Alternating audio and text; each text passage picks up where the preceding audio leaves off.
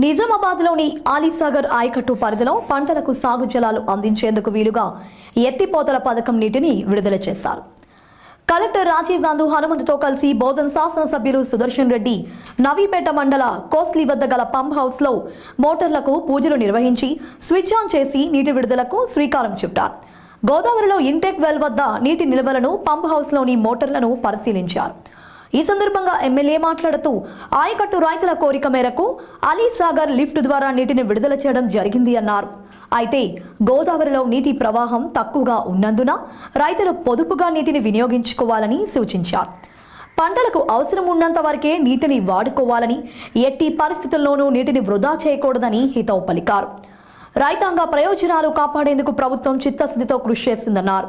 Pump house ప్రాంగణంలో రైతులతో MLA భేటీ అయిన సందర్భంగా పలువురు పంట రుణాల మాఫీ అంశాన్ని ఆయన దృష్టికి తెచ్చారు.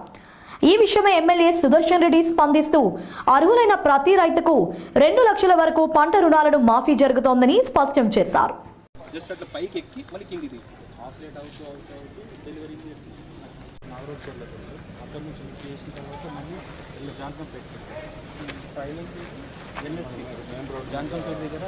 మెయిన్ కెనాల్లో